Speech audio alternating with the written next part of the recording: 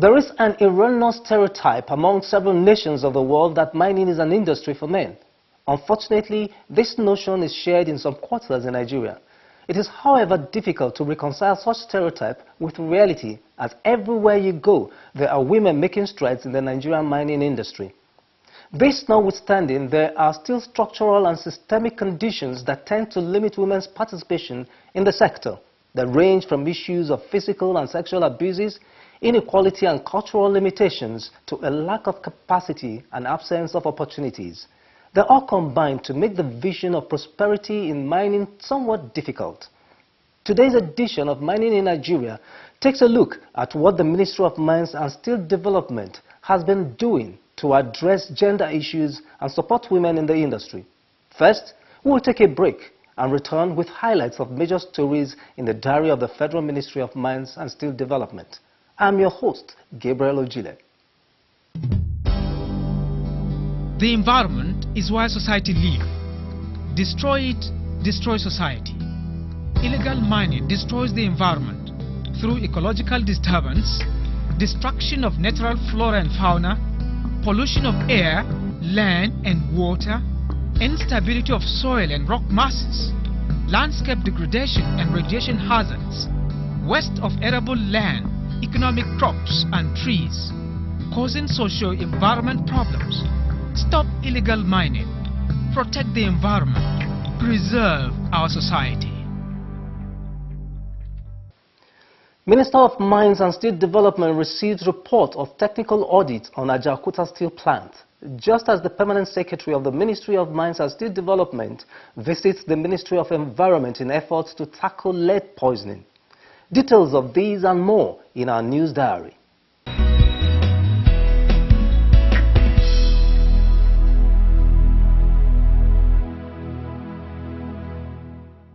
The reports of the technical audit requested by the Ministry of Mines and Steel Development on the true state of Ajaokuta Steel Company Limited has revealed that the complex has a readiness capacity of 95.7%. This is in terms of the internal plant and machinery. Presenting the report to the Minister of Mines and Steel Development at his office recently, sole administrator of the company, Sumaila Abdul Akaba, said that an estimated $652 million is needed to get this internal infrastructure running. This $652,000 is not a contract sum, it's an estimate. And in project there is always provision made for estimates, maybe 10%. Sir? It covers the steel machineries, equipment and machineries. Only the steel equipment and machineries. In his remarks, Minister of Mines and Steel Development Honorable Abubakar Bawa Buhari said he was particularly happy that the audit was partly carried out by Nigerians, some of whom were provided by the Nigerian Society of Engineers. He emphasized that it has become necessary more than ever to ensure that the processes towards revitalizing the complex are done the right way. And I'm sure that if a thorough job has been done here, we can now comfortably report to Nigerians that Ajaokuta as of today is 95% completed, and I will just need 5% to have a full plant in place. We know we have other challenges, but we believe before we finally decide on what Ajaokuta will be, or how we will operate it, or manage it, we should be able to put all those things that are already ready into operations. Honorable Bawa Buhari said the audit has given the country a clear idea of what Ajaokuta Steel Company Limited is worth and makes it easy to move ahead with whatever arrangement the government agrees on. We've gotten to a level of knowing what is there today, and that we can easily estimate what Ajaokuta is worth. So if we are going in for concession, going in for partnership, JVC, whatever we finally arrive at, we know exactly what we have on ground. The technical audit, which was requested by the ministry, came up as a result of several disagreements that arose regarding the true state of the complex and what actions should be taken to get it running. That is presentable. Yes, sir.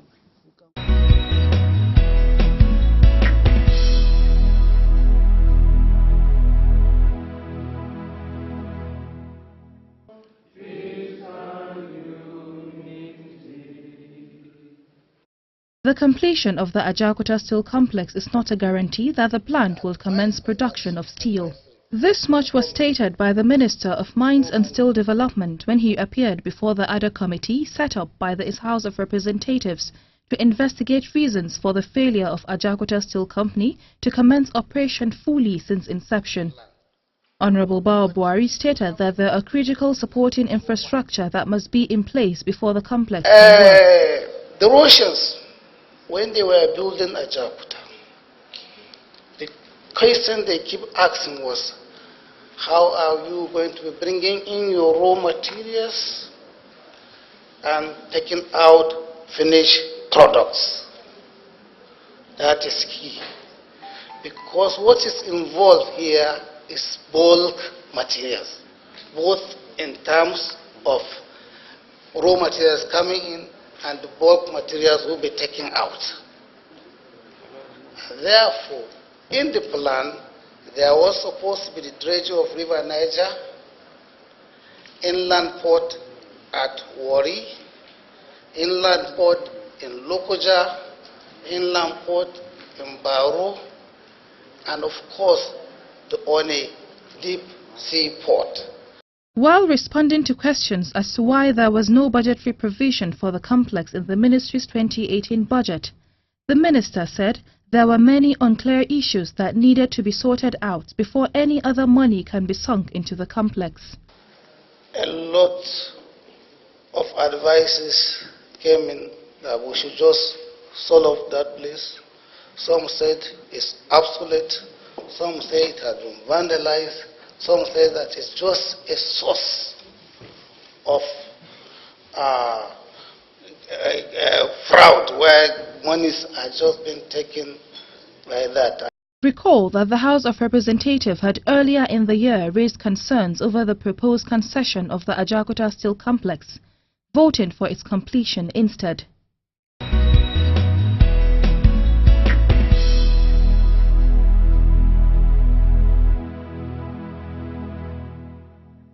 Circle to his visit to the Federal Ministry of Health, Permanent Secretary of the Ministry of Mines and Steel Development, Dr. Abdulkadir Muazu, has paid a similar visit to his counterpart at the Ministry of Environment to seek collaboration towards tackling lead poisoning.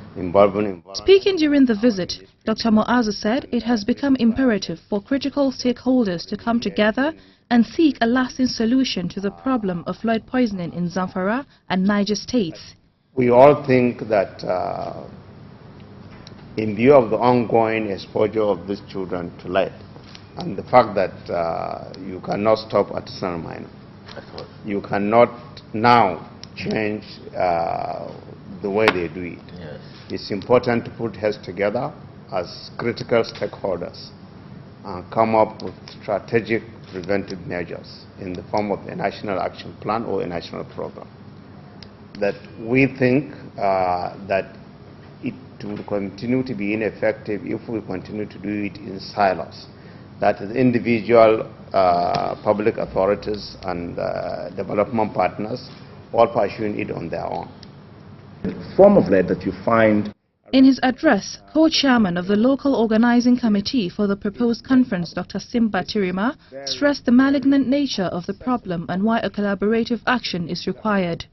As our permanent secretary for MMSD said, children bear the brunt of this problem because their bodies are developing and their central nervous systems are extremely sensitive to lead poisoning. If it doesn't kill you as a child, it causes damages that are irreversible, including a precipitous loss of IQ.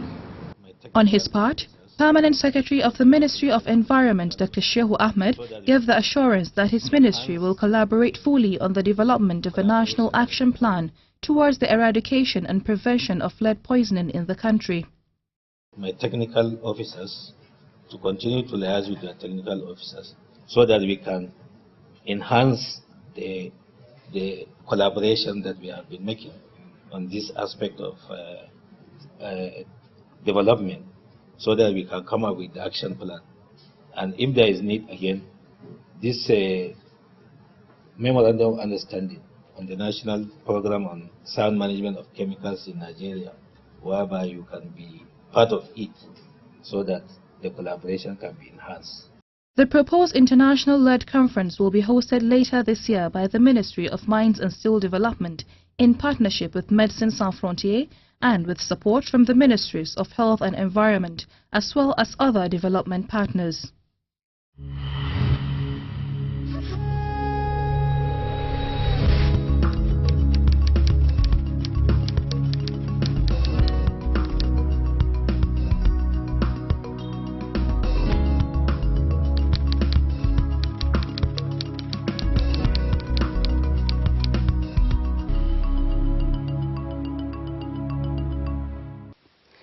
The struggle for gender equity across the globe is also very pronounced in the mining industry. Part of the objectives of this administration, as contained in the roadmap for the development of the solid minerals sector, is to pursue a gender-sensitive industry that supports women and provides them with opportunities to thrive in the sector. On the issues today, we x-ray the participation of women in the mining industry with particular emphasis on how the ministry is pursuing its mandate on gender sensitivity.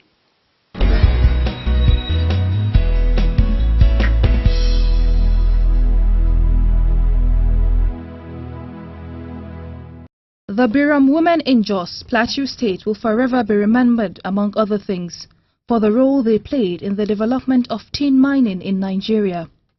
As it was in Jos, women have, throughout the history of the country, played an important role in the mining industry. Today, there are several women along the mining value chain who have carved a niche for themselves and doing great things in the sector. The most pronounced is the gemstone industry, where they hold sway in the gemstone cutting, faceting and trading subsectors. There are machines that are just for preforming. Despite this glaring reality, the mining industry is dominated by men. Very few women have been able to make it in large-scale upstream mining. The downstream sector has a more sizable number of women, especially in mineral trading. However, this picture doesn't clearly capture every woman involved in mining.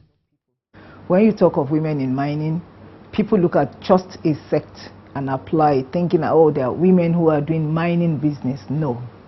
Women in mining encompasses everything. It's a holistic thing. Women who are in business, who are doing mining business, career women who are there, you understand, to guide and ensure that they have recognition in the sector and they have good career path. You have women who are living in the mining environment who are impacted negatively by mining. You have women whose husbands are miners who suffer the abuse and violence most times, because you know the life of a miner. Several issues have been identified as being the factors responsible for the limited participation of women in the sector, including lack of capacity to participate actively, absence of opportunities, chauvinistic tendencies, gender role-taking and cultural limitations, sexual and physical abuses, and so on. The goal to transform Nigeria into a mining hub cannot be achieved if women are not actively engaged in crucial aspects of the industry. Chapter 4 of the roadmap, adopted by the Federal Executive Council for the Growth and Development of the Mining Sector, clearly highlights the intention of the ministry to promote gender equity and female participation through the following plans of action. Ensuring gender mainstreaming of mining policies in Nigeria, understanding and mitigating their negative impact on women. Creating opportunities for women in senior level ministry and agency positions to improve decision making and provide role models for women in the sector. Conducting trainings and workshops within the sector, particularly among the ASM's communities, to create awareness on the issues and challenges that women face, and providing targeted healthcare services for women within the ASM communities and at mining sites to encourage their participation, some of which may include reproductive health counseling and maternal health services. For this reason, steps are being taken towards enhancing their capacity for active involvement. Recently, the ministry organized a workshop geared towards gender mainstreaming in Nigeria's mining sector. It was tagged, "Promoting Women in Mining for Shared Mining Prosperity." The objective that women have released must make sure that women attend. The event was heavily attended by major stakeholders in the sector. It was declared open by the Minister of Mines and Steel Development, Honorable Abubakar Bawabwari. Because developing you is developing the society, developing our sector, developing our country, and trying to eradicate some of the societal ills we are currently facing. So you have a role, and the role is not that you take a back seat. You have a role to also lead. On that, may I, on behalf of the ministry, declare this workshop open. Thank you. In the course of the event, a general consensus was reached that what is required is gender equity and not gender equality. The concept now is not to talk of equality. When you say equality, you are already downgrading women. I think what we are looking for is equity. It involves the integration of a gender perspective into the preparation, design, implementation, monitoring, and evaluation of policies, regulatory measures, and programs for women and men to benefit equitably in the entire mining value chain. The workshop is part of a series of events that seek to pursue the gender mainstreaming mandate of the ministry. There were 3 main paper presentations by experts in various gender issues and women rights. One of them bared her mind on the essence of the event. To uplift the status of women who are there crushing stones and are not at the decision-making table. So with this kind of sensitization, I believe that there is hope for women in that particular sector. They just cannot remain forever at the lowest cadre. They need to also move up to the decision-making tables. Some of the other issues raised during the workshop include the need for gender-sensitive budgets in the country. The Speaker, Ngozichi Okori, said ministerial budget proposals should be packaged with women in mind. The rationale is that, since women are already seen to be at a disadvantaged position, there is need to make financial plans with specific and intentional focus on their needs. An investigation into the pattern of distribution of benefits and risks of mining reveals that men have most access to benefits, while women and the families they care for are more vulnerable to risk created by the mining sector. There is indeed the need to identify the several other issues that make it difficult for women to thrive in the mining sector.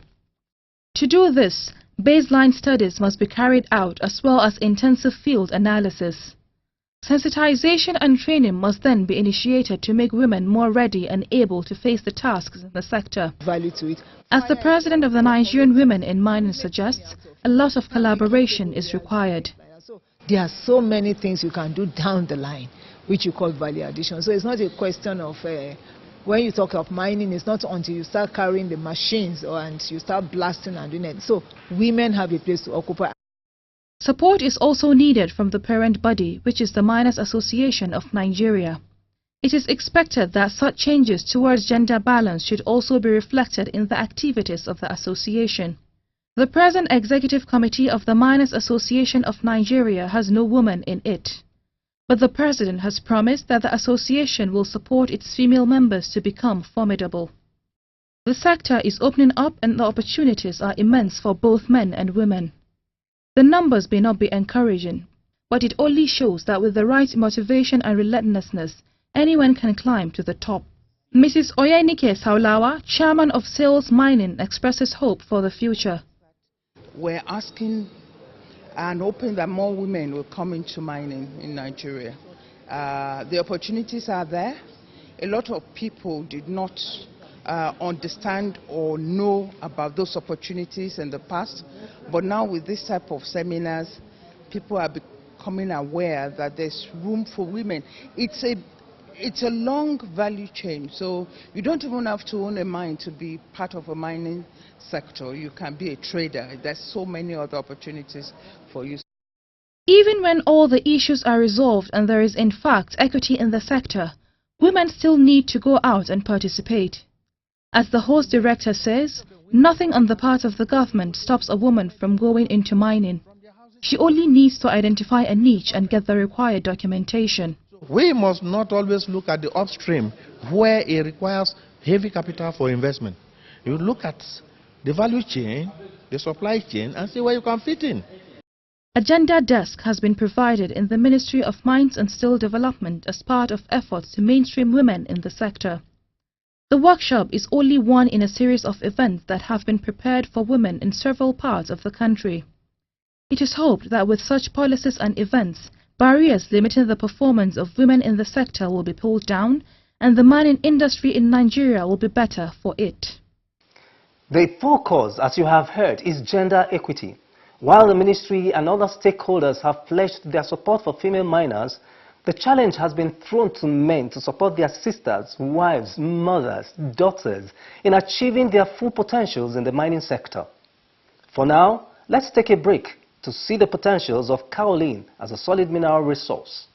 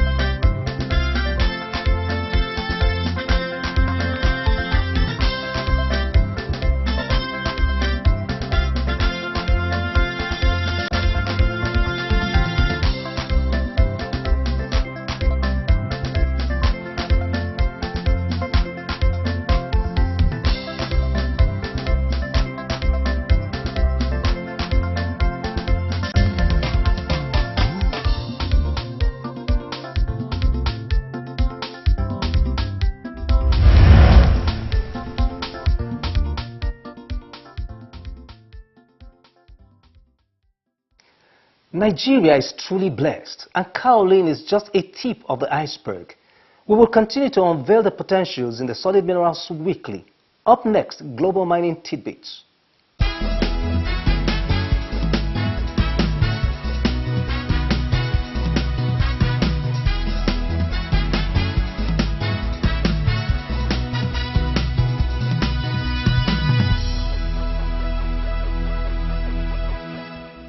The U.S. House of Representatives has approved an amendment to an Energy and Water Act expediting the cleanup of abundant uranium mines across the country, particularly in the so-called Arizona Strip, which contains about 40% of the country's reserves of the yellow metal. The measure, passed last week, allocates $1 million to remediate uranium mines from Cold War nuclear weapons manufacturing. There are over 500 abandoned uranium mines on Navajo Nation territory, but funds available to begin the cleanup process could currently cover only about 200 of them. A Chinese state-owned conglomerate, Cytec Metal, will become Canada's Ivanhoe Mine's biggest shareholder after acquiring 20% stake in the company for about $560 million. Under the deal, Cytec Metal will also make a $100 million loan facility available to the Canadian-listed company, which said it will use the proceeds to advance its projects in Southern Africa, including Ivanhoe's flagship Kamao Kakula project in the Democratic Republic of Congo, considered the most significant copper discovery in decades. Wheaton Precious Metals and Cobalt-27 will acquire a fixed percentage of cobalt production from Vale's Varses Bay mine for $690 million. Both companies will make a combined purchase of finished cobalt equal to 75% of Varses Bay cobalt production commencing January 1st, 2021. According to the chairman and CEO of Cobalt 27, the company is very excited to partner with Vale to advance future development of Valsys Bay, saying that the enhanced exposure to cobalt will yield significant returns to our investors as electric vehicles begin to change our society in the coming years. Unionized workers at BHP Billiton's Spence copper mine in northern Chile have approved a new labor contract. According to the union leader, the 36-month contract at Spence, which includes a one-time bonus of nearly $21,500 per worker, was approved by 87% of the union's 900 members. The deal also includes a 2% increase over current base salaries. From what we have seen in the last 2 years, the Ministry of Mines and Steel Development has grown beyond mere talk. And that is why there is confidence that all its plans and policies will be implemented.